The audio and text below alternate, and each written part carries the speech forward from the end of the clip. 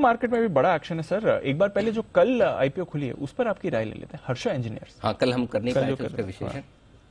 Harsha engineering listing gain के लिए भी पैसा लगाएं और लॉन्ग टर्म के लिए भी। ओके। और बड़े लिस्टिंग गेन के लिए भी और अच्छे लॉन्ग टर्म गेन्स के लिए पैसा लगाएं। बड़े लिस्टिंग गेन। हाँ, तो इसमें लिख सकते हैं आप कि बड़े लिस्टिंग गेन और लॉन्ग टर्म दोनों के लिए पैसा लगाने की राय है।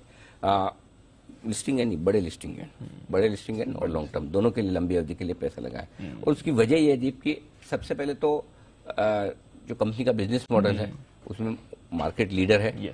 वो बेरिंग्स के ऊपर का कवर केज बनाने का काम करती है और एक बड़ा टिपिकल प्रोडक्ट है जो हर बेरिंग को लगता ही लगता है, तो इसके बगैर उनका काम चल नहीं सकता। तो इसलिए पोजीशनिंग अच्छी है कंपनी की।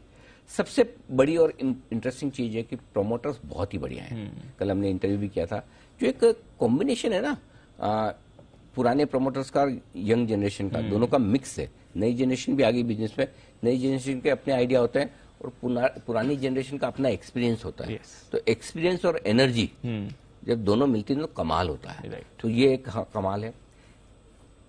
नीट एंड क्लीन प्रमोटर है, किसी तरह की कोई क्रिमिनल रिकॉर्ड नहीं है, केसेस नहीं है। एक आध छोटा मोटा इनकी सब्सिडी कंपनी पे चल रहा है, उसको छोड़ दीजिए। अदरवाइज रिलेटिवली काफी क्लीन ट्रैक रिकॉर्ड है पूरा का पूरा, और अनुभव तो है ही पहली चीज।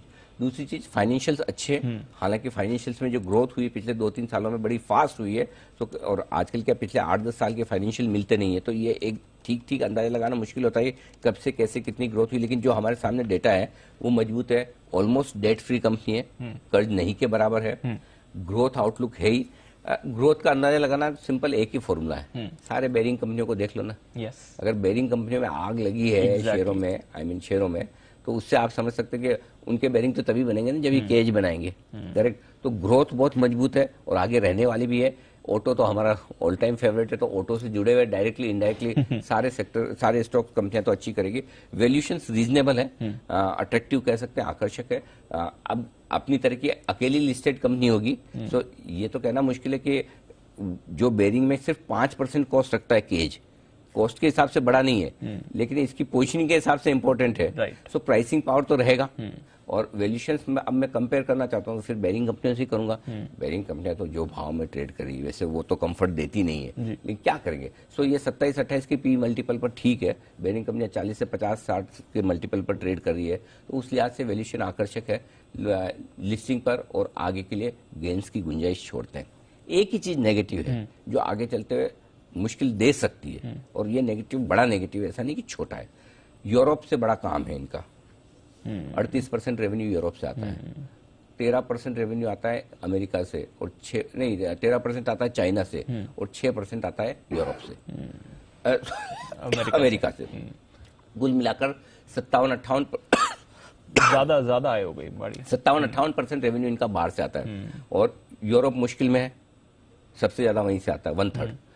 चाइना में इनका प्लांट भी है और सेल्स भी है। वो प्लांट को लेकर हमेशा कुछ न कुछ चाइना वाले करते रहते हैं, कभी ये नोटिस कभी वो नोटिस, तो वो थोड़ी चिंता, हालांकि मैनेजमेंट ने कहा वो घटा रहे हैं।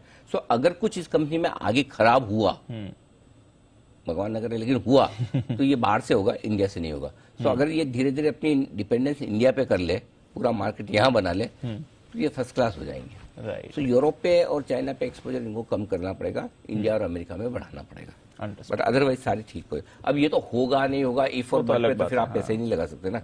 सारे वो कह रहे हैं सारी चीजें टिक हो जाए तो भाव फिर ये थोड़ी रहेगा। तो इसलिए खुश रहिए, लगाइए पैसा लिस्टिंग के लिए भी और लॉन्ग टर्म के लिए।